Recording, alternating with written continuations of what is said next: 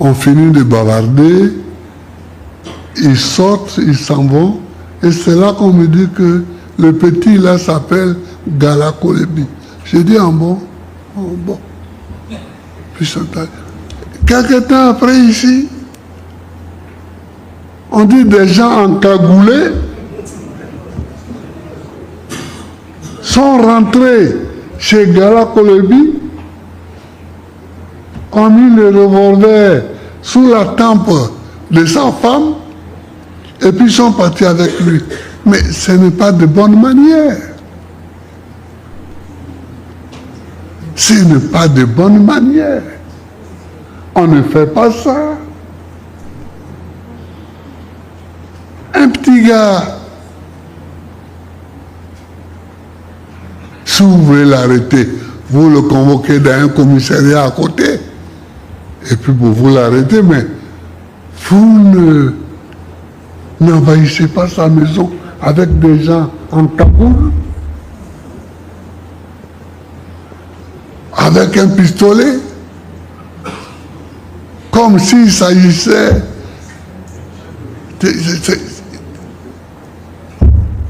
comme s'il s'agissait d'aller chez des vendeurs de drogue. Donc, Gala Kolebi aussi, il faut qu'on les laisse. Il faut qu'on les libère. Il faut qu'on les libère.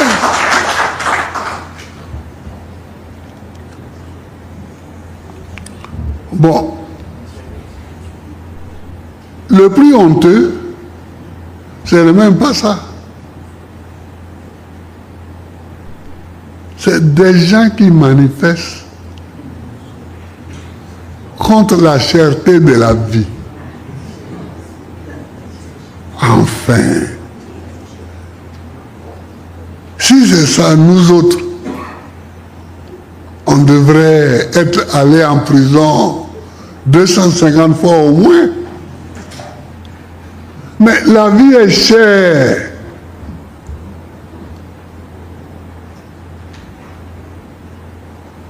Le prix du kilo a augmenté.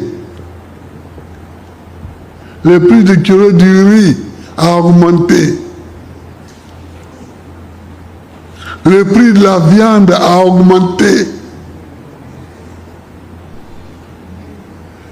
Le prix du piment a augmenté. Le prix de l'oignon a augmenté. La vie est chère. Est-ce que dire ça,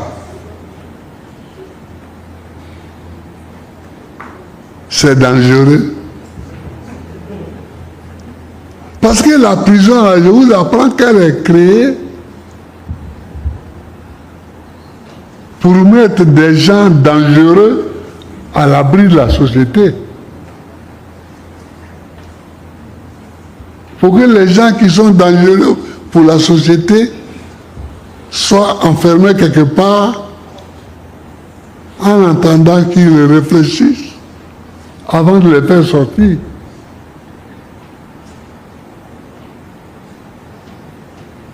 Mais des gens qui manifestent contre la cherté de la vie, ce ne sont pas des gens dangereux. Ce sont au contraire des gens qui veulent que le prix de la vie redevienne normal pour que chacun puisse manger à sa faim chaque jour. C'est ça. Et moi, ceux-là, je les défends. Je les défends. Vous comprenez? Donc, j'ai cité tous ces faits, chers camarades, pour vous montrer que la démocratie, quand on dit la démocratie, c'est un grand mot, mais ça couvre toutes ces réalités que nous vivons au quotidien. Ça cache toutes ces réalités que nous vivons au quotidien. On ne peut pas être démocrate et puis rester silencieux devant des attaques comme ça contre la démocratie. On va à Djamé, le village d'Adjamé, qui est un village qui existait avant qu'Abidjan n'existât. C'est un village.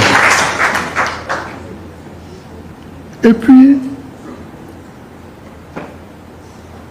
parce que un gouvernement a un plan, il faut arranger la cité. Il vient, il casse les maisons des gens. Et ces gens sont dehors. Mais moi, j'ai cru, quand j'étais encore à Bruxelles, que c'était un coup. Comme ça, quand ils ont cassé Port-Boué, et que la télévision française nous a montré les gens de Port-Boué qui allaient se coucher sur les tombes parce qu'ils n'avaient plus d'endroit pour dormir. La télévision française nous a montré ça. Mais même les Français qui ont montré ça croyaient que, bon, c'était passager. Oh, c'est permanent. Oh, c'est permanent. Adjamé montre que c'est permanent. Mais ce n'est pas normal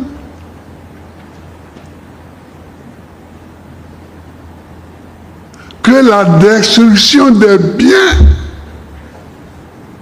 soit une politique permanente.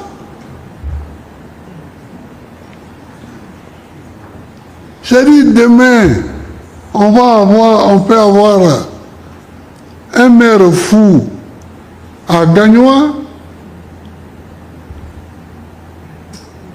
qui va aller casser Babré ou bien qui va aller casser Garayo. Il dit je vais rendre le coin beau. Je vais rendre le coin beau.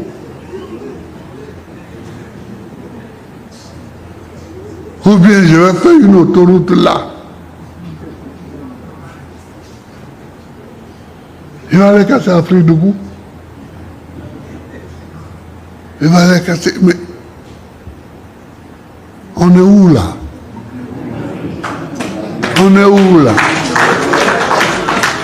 Je ne peux pas donner ma position à une telle politique. Je ne peux pas. Je ne peux pas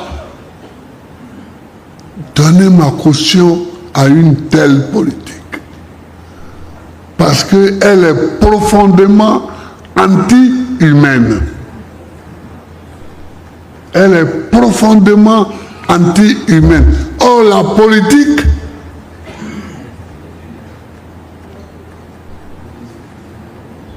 est faite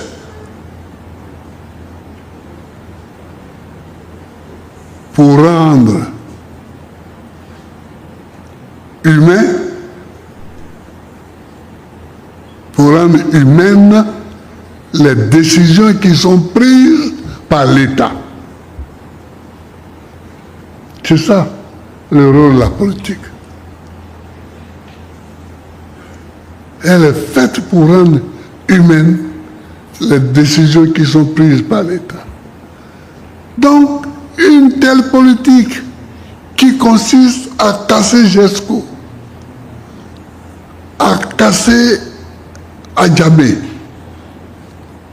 à casser Port-Boué, moi je ne peux pas m'associer à ça.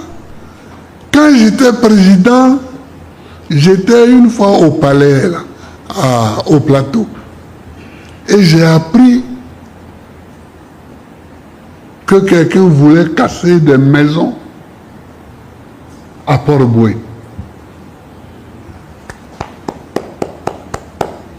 J'ai pris toute ma garde, on a filé. Et c'était même pas des autochtones qui habitaient. C'était les moussis qui étaient venus se débrouiller à travailler au port. C'est eux qui habitaient là. Alors les gens voulaient... J'ai dit aux gens, vous ne cassez rien tant que vous n'avez pas logé ces gens-là.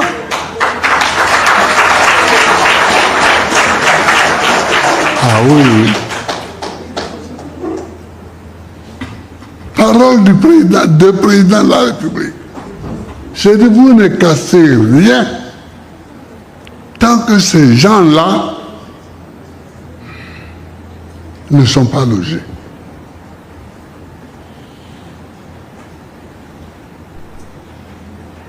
Et ils ont respecté ça. Vous voyez, c'est ça qu'on appelle faire la politique. On peut arriver au même résultat, mais sans faire de casse. Une fois que des solutions ont été trouvées pour loger les concernés, alors vous pouvez faire ce pourquoi vous êtes d'accord, vous et eux.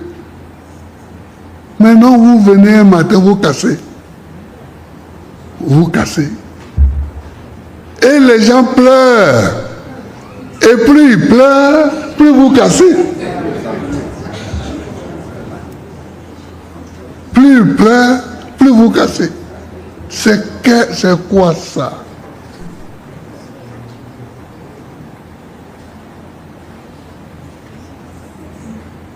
Et moi, je vois des dignitaires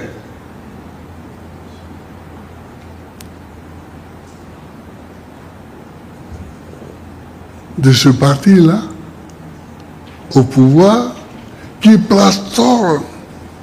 Ils plastronnent. Plus les gens pleurent, plus ils estiment qu'ils sont grands.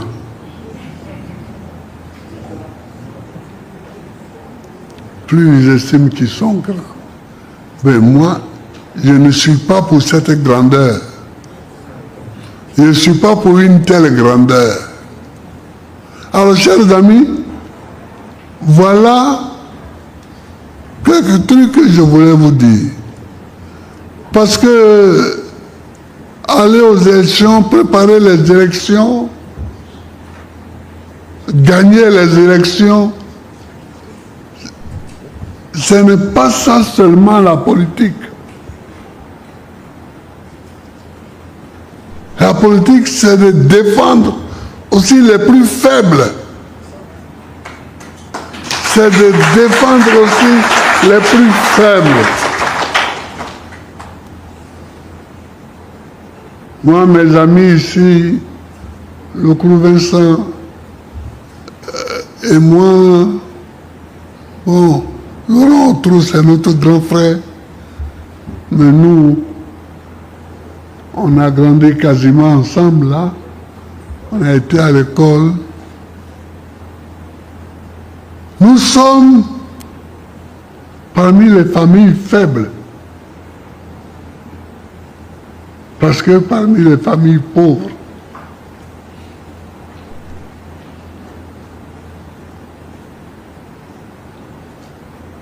mais si on nous maltraite comme ça, si on nous avait maltraité comme ça, on ne serait pas arrivé où on est arrivé. Pourquoi a été ministre de l'Agriculture dans ce pays? Il a été ministre. Moi, j'ai été chef d'État. Mais si on nous avait maltraités, comme on maltraite aujourd'hui les gens dans les quartiers, à Yopougon, à Abobo, à Djamé, mais parce qu'on ne se demande pas que deviennent les enfants de ces gens-là. Surtout à Jesco, quand je suis descendu. Ou à la Jesco, où je suis descendu. Là. Une école, en pleine année scolaire, vous cassez. Mais enfin, quels sont ces travaux qui ne peuvent pas attendre les vacances? Quels sont ces travaux-là qui sont tellement urgents qui ne peuvent pas attendre les vacances? Donc, je vous dis tout ça aujourd'hui. Ce n'est pas des choses dont nous discutons souvent. Mais aujourd'hui, pour la présentation des vœux, j'ai choisi de vous parler de ça.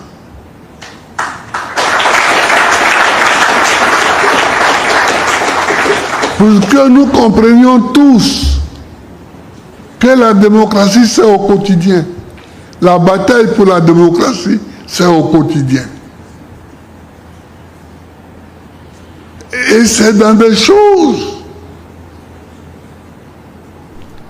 qui semblent être loin de la politique, mais qui sont la politique. Ça semble être loin. Mais ce n'est pas loin. C'est ça, la politique. C'est ça, la politique. Occupez-vous des petites gens. Occupez-vous des petites gens. Regardez-les vivre. Protégez-les. Si vous pouvez lever la voix et que ça peut sauver la vie à un des petits, vous aurez fait beaucoup pour la démocratie.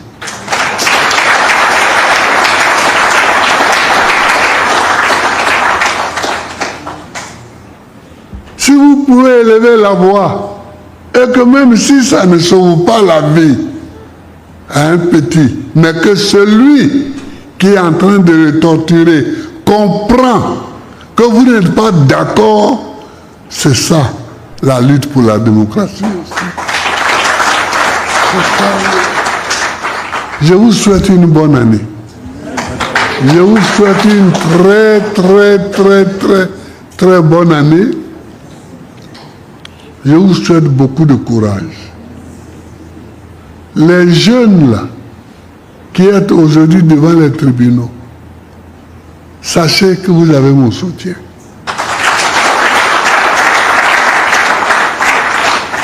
Sachez que vous avez mon soutien. Mais dans des pays sous-développés, que vaut le soutien de quelqu'un qui n'est pas au pouvoir?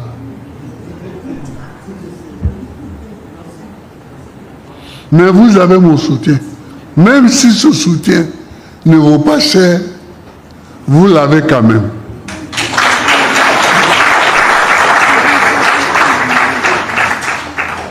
Même si ce soutien ne vaut pas cher. Ne dites pas ça, président. Hein?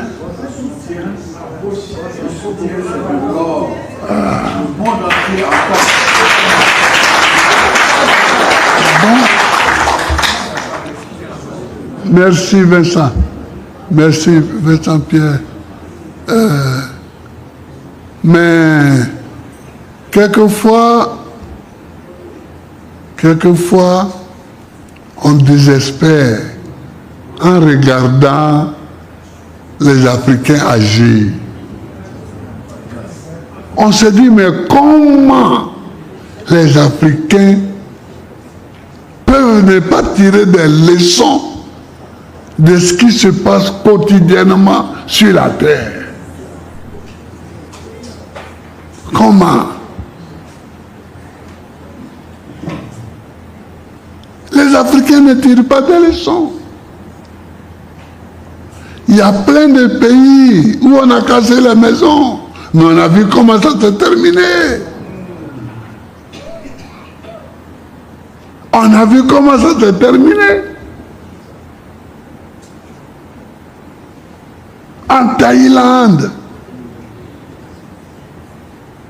au Pakistan, en Inde.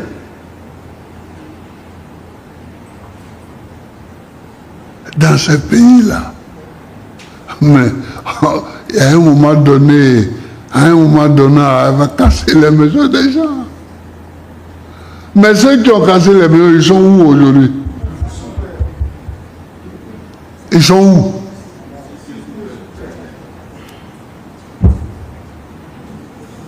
Il y en a qui ont fui pour quitter le pouvoir. Pour quitter là.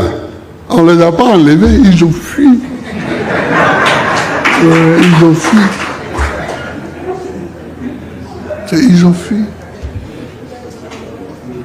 Et c'est en Afrique. On ne comprend pas. Les gens agissent à travers le monde. On écoute, on regarde, on lit.